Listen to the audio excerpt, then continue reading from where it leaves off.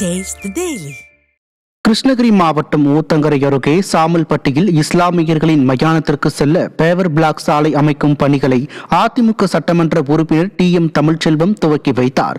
சாமல்பட்டியில் உள்ள இஸ்லாமியர்களின் மயானத்திற்கு செல்ல பேவர் பிளாக் சாலை அமைக்க ஊத்தங்கரை சட்டமன்ற தொகுதி மேம்பாட்டு நிதியில் இருந்த 8 லட்சம் ரூபாய் ஒதுக்கப்பட்டது.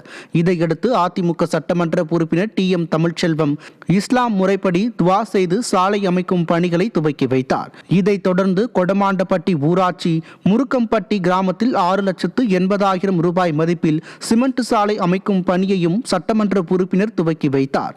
இந்நிகழ்ச்சியில் மாவட்ட துணை செயலாளர் சாகுல் அமீது உள்ளிட்ட கழக நிர்வாகிகள் பலர் கலந்து கொண்டனர். திருநெல்வேலி மண்டல பத்திரப்பதிவு துணைத் தலைவர் அலுவலகத்தில் ஆசிரியர்கள் தர்ணா போராட்டத்தில் ஈடுபட்டனர். தெற்கு கள்ளிக்குளம் காமராஜர் நடுநிலைப் பள்ளியில் சங்க நிர்வாகிகள் தேர்வு நடைபெறும். புதிய நிர்வாகிகள் தேர்வு பட்டியலை பதிவுத்துறை வழங்காததால் பள்ளி தாளாளர் உத்தரவு பிறப்பிக்க முடியாத நிலை உள்ளது. இதனால் ஆசிரியர்கள் ஊதிய உயர்வு உள்ளிட்ட எந்த பண பலன்களும் பெற முடியாத நிலைக்கு தள்ளப்பட்டுள்ளனர். இது தொடர்பாக பலமுறை தொடர்பு கொண்டும் எந்த நடவடிக்கையும் எடுக்காததால் ஆசிரியர்கள் குடும்பத்துடன் தர்ணாவில் ஈடுபட்டனர். ஸ்டாலின் ஆட்சியில் ஆசிரியர்கள் உள்ளிட்ட அரசு ஊழியர்கள் தொடர்ந்து வஞ்சிக்கப்பட்டு வருவதாக குற்றம் சாட்டப்படுகிறது. திருவண்ணாமலை மாவட்டம் ஆரணியில் நடைபெற்ற வருவாய் தீர்வாய நிறைவு நாள் கூட்டத்தில் திமுக ஆட்சியில் தாங்கள் தொடர்ந்து வஞ்சிக்கப்படுவதாக விவசாயிகள் குற்றம் சாட்டினர். நகர வட்டாட்சியர் அலுவலகத்தில் நடைபெற்ற இந்த நிகழ்ச்சியில் வருவாய்த்துறை அதிகாரிகள், விவசாயிகள் மற்றும் பொதுமக்கள் கலந்து கொண்டனர். சிறப்பு அழைப்பாளராக முன்னாள் அமைச்சரும் ஆரணி அதிமுக சட்டமன்ற உறுப்பினருமான சேவூர் ராமச்சந்திரன் கலந்து கொண்டார். கூட்டத்தில் பேசிய அவர், பொதுமக்களின் எதிர்ப்பையும் மீறி காவல்துறையினர் பாதுகாப்புடன் பெரிய ஐயம்பாளையம் கிராமத்தில் கழிவுநீர் சுத்திகரிப்பு நிலையம் அமைக்கும் முடிவை விடிய அரசு கைவிட வேண்டும் என்றார். திருவண்ணாமலை மாவட்டம் ஆரணி அருகே புதிதாக அமைக்கப்பட்டுள்ள நாடக மேடையை முன்னாள் அமைச்சரும் ஆரணி அதிமுக சட்டமன்ற உறுப்பினருமான சேவூர் ராமச்சந்திரன் மக்கள் பயன்பாட்டிற்கு திறந்து வைத்தார். மாமண்டூர் கிராமத்தில் அப்பகுதி மக்களின் கோரிக்கையை ஏற்று சட்டமன்ற உறுப்பினர் சேவூர் ராமச்சந்திரன் தனது தொகுதி மேம்பாட்டு நிதியிலிருந்து 7,50,000 ரூபாய் மதிப்பீட்டில் புதிய நாடக மேடை அமைக்க நிதி ஒதுக்கீடு செய்தார். பணிகள் முழுமையாக நிறைவடைந்ததை அடுத்து நாடக மேடையை ரிப்பன் வெட்டி மக்கள் பயன்பாட்டிற்கு திறந்து வைத்த சட்டமன்ற உறுப்பினர் சேவூர் ராமச்சந்திரன் பொதுமக்களுக்கு இனிப்புகள் வழங்கினார். தஞ்சாவூர் மாவட்டம் பட்டுக்கோட்டை அருகே நிகழ்ந்த வாகன விபத்தில் இருவர் சம்பவ இடத்திலேயே உயிரிழந்தனர். சேண்டக்கோட்டை பகுதியில் எதிரெதிரே வந்த 2 இருசக்கர வாகனங்கள் மோதிக்கொண்ட விபத்தில் சாமுவேல் மற்றும் தினேஷ் ஆகியோர் சம்பவ இடத்திலேயே உயிரிழந்தனர். மேலும் காயமடைந்த இருவர் மருத்துவமனையில் அனுமதிக்கப்பட்டனர். திமுக ஆட்சியில் சாலைகளில் முறையான தடுப்புகள் மற்றும் வேகத்தடைகள் அமைக்கப்படாததால் விபத்துகள் அதிகரிப்பதாக பொதுமக்கள் குற்றம் சாட்டியுள்ளனர்.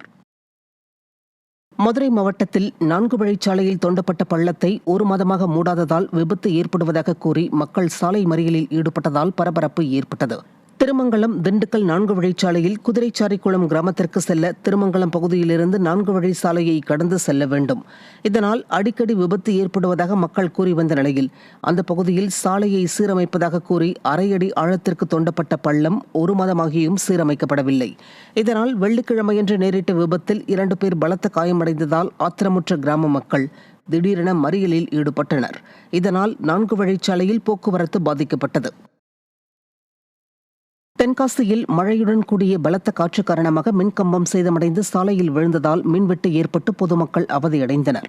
குத்துக்கல் வலசை பகுதியில் உள்ள அண்ணா நகரில் மரம் முறிந்து விழுந்ததன் காரணமாக மின்கம்பம் சேதமடைந்து சாலையில் விழுந்தது.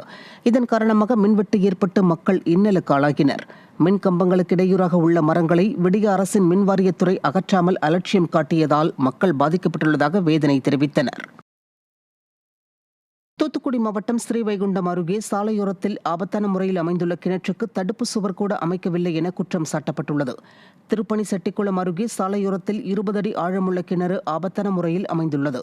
நாள்தோறும் அந்த வழியாக வாகனங்கள் பயணிக்கும் நிலையில் ஸ்டாலின் மாடல் அரசு உறக்கத்திலிருந்து விழித்து அசம்பாவிதம் ஏற்படும் முன் கிணற்றை சுற்றி சுற்றுச்சுவர் அமைக்க வேண்டுமென மக்கள் வலியுறுத்தியுள்ளனர். தென்காசி மாவட்டம் வீரசிகாமணி பகுதியில் தொடர் மின்வெட்டு காரணமாக மக்கள் அவதிக்குள்ளாகியுள்ளனர். காலை முதலே விட்டு மின்வெட்டு ஏற்பட்ட நிலையில் இரவிலும் மின்தடை நீடித்ததால் குடியிருப்பு வாசிகள் மிகுந்த சிரமத்திற்குள்ளாகினர். கோடையில் வெயிலின் தாக்கம் அதிகரித்து வரும் நிலையில் விடிய அரசின் அலட்சியத்தால் இயல்பு வாழ்க்கை பாதிக்கப்படுவதாக பொதுமக்கள் வேதனை தெரிவித்திருக்கின்றனர். நெல்லை வள்ளியூரில் உள்ள சாலைகளில் இருசக்கர வாகனங்களில் இளைஞர்கள் சாகசம் செய்த வீடியோ பரவி ஓட்டுநர்களிடையே அச்சத்தை ஏற்படுத்தியுள்ளது. நெல்லை கன்னியாகுமரி செல்லும் தேசிய நெடுஞ்சாலையில் அவ்வப்போது இளைஞர்கள் இருசக்கர வாகன சாகசத்தில் ஈடுபடுவதாக குற்றம் சாட்டப்பட்டது. இதுகுறித்து விடிய அரசின் ஏவல் துறை கண்டுகொள்ளாமல் இருப்பதால் பொதுமக்கள் மற்றும் வாகன ஓட்டிகள் அச்சமடைந்துள்ளனர். நாமக்கல் மாவட்டம் ராசிபுரம் அருகே சாலை வசதி இல்லாததால் இறந்தவரின் சடலத்தை தொட்டில் கட்டி இழுத்த அவலம் அரங்கேறியுள்ளது. போதமலை பகுதியைச் சேர்ந்த சதாசிவம் என்பவர் தனது இருசக்கர வாகனத்தில் ஐயம்பாளையம் நோக்கி சென்று கொண்டிருந்த போது நிலை தடுமாறி சாலையோர கிணற்றுக்குள் விழுந்து உயிரிழந்துள்ளார். இந்த நிலையில் பிரேத பரிசோதனை முடிந்த பின்னர் அவரது உடல் தொட்டில் மூலம் சொந்த ஊருக்கு கொண்டு செல்லப்பட்டது. சாலை வசதி இல்லாத காரணத்தால் உயிருக்கு போராடுபவர்களை கூட தொட்டில் கட்டி கொண்டு செல்லும் அவல நிலை திமுக ஆட்சியில் உள்ளதாக மக்கள் வேதனை தெரிவித்தனர். வேலூர் மாவட்டம் குடியாத்தம் அருகே புதிய நியாய விலை கடை திறக்க அப்பகுதி மக்கள் எதிர்ப்பு தெரிவித்திருக்கின்றனர். 26 மற்றும் 27 உள்ளிட்ட வார்டுகளை சேர்ந்த மக்கள் ரேஷன் பொருட்களை வாங்குவதற்கு நீண்ட தூரம் பயணிக்க வேண்டியுள்ள நிலையில் புதிய ரேஷன் கடை திறப்புக்காக வந்த திமுக சட்டமன்ற உறுப்பினரை மக்கள் சூழ்ந்து கொண்டு வாக்குவாதம் செய்ததால் பரபரப்பு நிலவியது. திமுக ஆட்சியில் மக்களின் வரிப்பணம் வீணடிக்கப்படுவதாக விமர்சனம் எழுந்துள்ளது. சிவகங்கை நகராட்சியில் தேசிய நெடுஞ்சாலை மற்றும் மருத்துவக் கல்லூரி பகுதிகளில் குப்பை கழிவுகள் கொட்டப்படுவதால் மக்கள் அவதியடைந்து வருகின்றனர். குப்பைகளிலிருந்து துர்நாற்றம் வீசுவதால் நோய் தொற்று ஏற்படும் அபாயம் உள்ளதாகவும் அப்பகுதி மக்கள் அச்சம் தெரிவித்திருக்கின்றனர். இந்த நிலையில் விடியா மாடல் அரசு குப்பைகளை கொட்டுவதற்கு ஒதுக்குப்புறமான இடத்தை தேர்வு செய்யாததால் சுகாதார சீர்கேடு ஏற்படுவதாக மக்கள் குற்றம் சாட்டியுள்ளனர்.